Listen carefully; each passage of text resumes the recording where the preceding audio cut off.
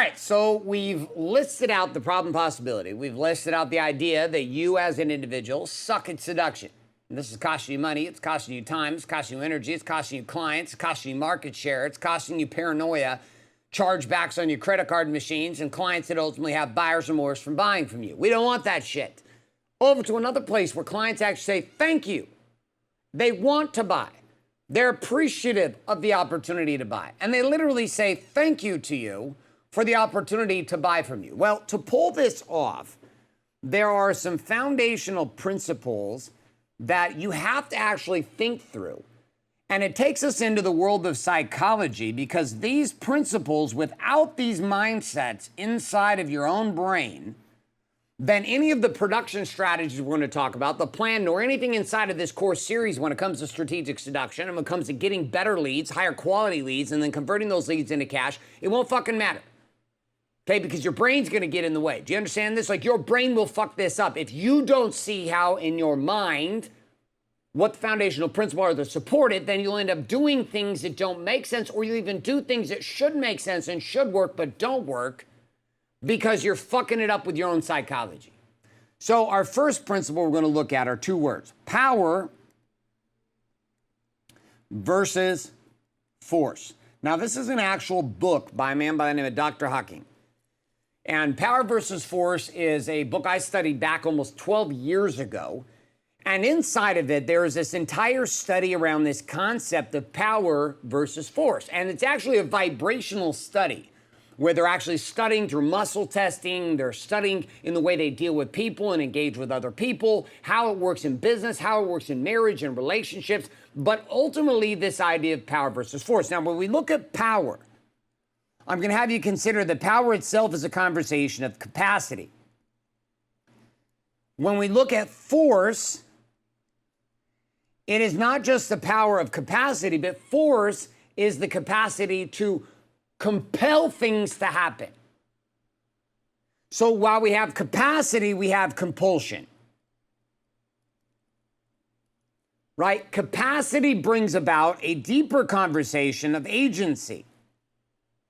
Whereas force with compulsion brings around lack of agency, which is the opposite, which it brings in bondage. So let me give you an example. You have your children, right? I have two opportunities as a father to deal with my children. One, I can come from a place of force. What does this mean? I force my children, I compel them through a bondage strategy, and inside of that, I act as a dictator about what they should do, what they should think, how they should operate. Right? This is not new. You've done this as a man. It's not new for you. You know this shit has happened where you force an outcome to happen.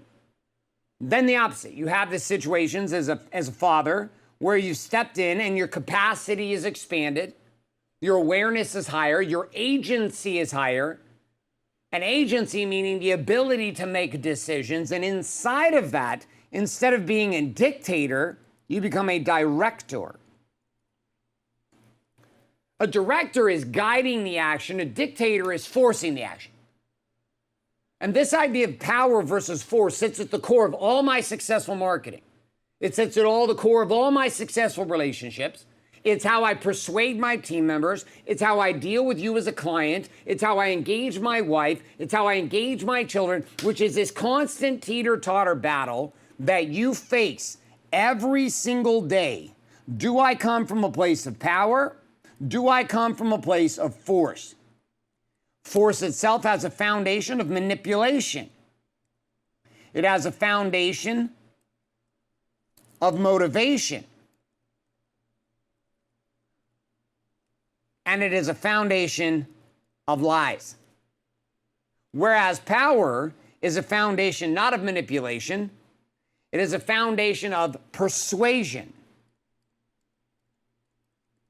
It is a foundation of inspiration. And it is a foundation of truth. Now, I can get results under the game of force. This is not arguable. Like, we know this is true. We know you can force some shit. We know this. And you can ultimately get paid. You can make the money happen from the force game. You can. But the problem is it is always short-term, and with that short-term gain comes long-term pain. This is why individuals who started in business under the recovery game in 2008, 9, and 10, just like me, are still fucking sucking today, even though they go through spurts of making some big money, because everything in their mind has been short-term. How do I force the outcome? How do I force my ads to work? How do I force my market? How do I force my prospects to buy? Fuck your force. Come from power, capacity, agency, a director, not compulsion, bondage, and dictator. A place of power is persuasion, inspiration, and influence and truth, where force is manipulation, motivation, and lies. Principle number 2. Want versus need. Now, you don't get thank yous from people who buy from you just because they need it. See, and I'm not saying at the core of what you're selling, if we were to look at this at the very core, there is a need that is being met by the purchase of the product, service, or experience that you are offering. I'm not disagreeing with this. I'm not disagreeing with this. There is a need that sits at the core, right? But need itself births a type of client that when that client buys from you out of neediness, along with them, they bring a foundation of scarcity, and with that foundation of scarcity, bring a game of desperation. They also come armed with demands, and they come asking for discounts. We're not interested in marketing directly to the need. Our target is to figure out, how do we take an inherent need that someone has, and how do we circle it up with an environment that allows the need to become seen from the lens of wanting. Now, my marriage, use another example in this. My marriage existed under 2 realms. My marriage existed as a marriage in the beginning of want. Then we got married, shit got spicy, and we went to a marriage of need. And when we went to neediness, our relationship started to fall apart. Then we ended this game of neediness, and it almost ended us in divorce, and we rebirthed ourselves back into a new relationship and a new marriage that was driven by desire or the conversation of want. See, when I market from a place where my ultimate goal is to get a thank you for giving me money, then this means that I ultimately have to focus on exercising the wanting of my client. My client must want what I am offering, not need it from a place of neediness, scarcity, desperation, demand, and discounts. Principle number 3. Strategy versus salvation.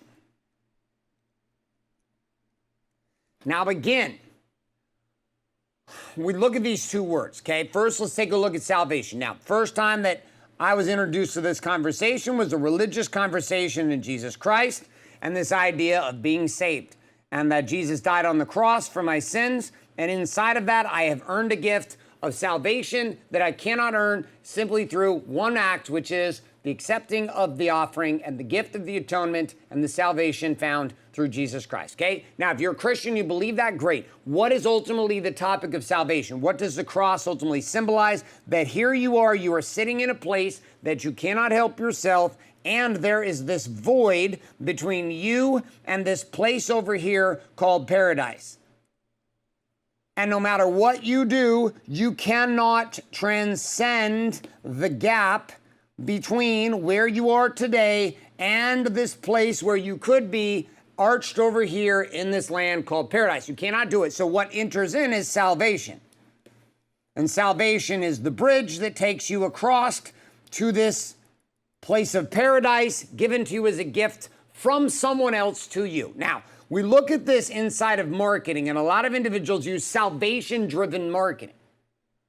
Salvation-driven marketing taps into this game of neediness again. Now, I'm not here having a religious conversation with you. I'm just using it as context to help you catch some ideas here.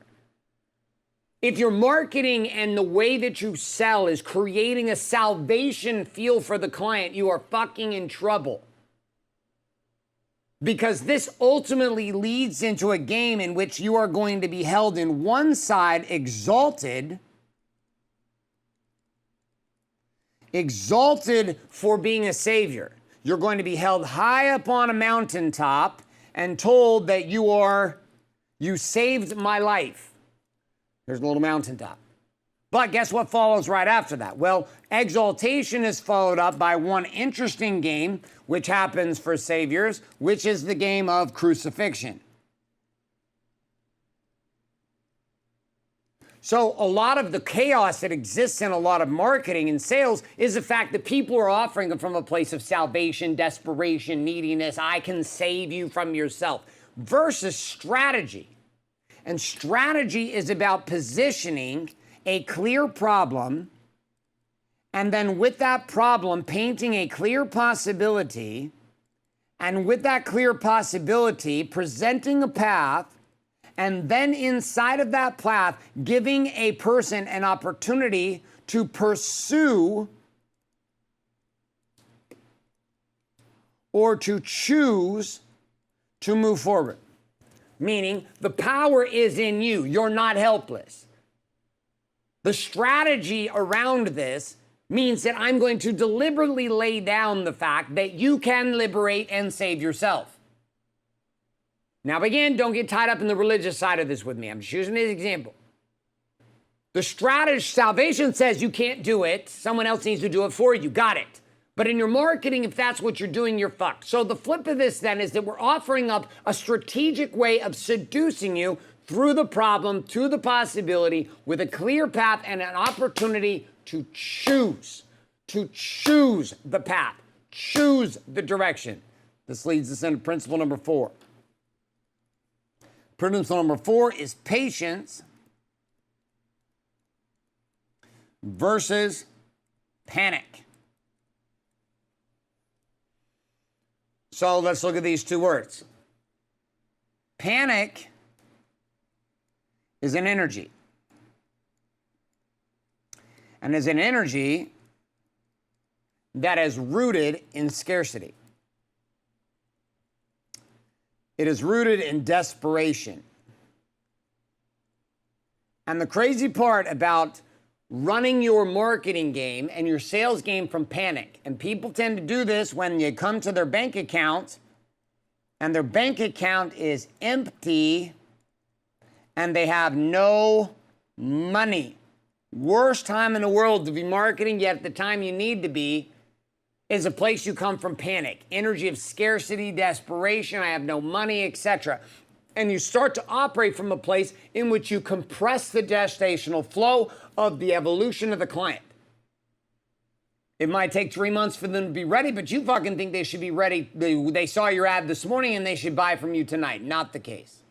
So patience says this. Patience says that we respect the gestational evolution of a client, aka prospect. Okay, what does this mean? We respect the gestational evolution of a client. This means that we appreciate that there is going to have to be a space of time during which seduction is continually introduced before a prospect is ready and truly ready to say yes, and bigger than that, to say thank you, here's $10,000. So let's review our 4 principles here. Principle number 1, power versus force. Principle number 2, want versus need. Principle number 3, strategy versus salvation. And principle number 4, patience versus panic. And that brings us to a conclusion here in this segment with our actual principles.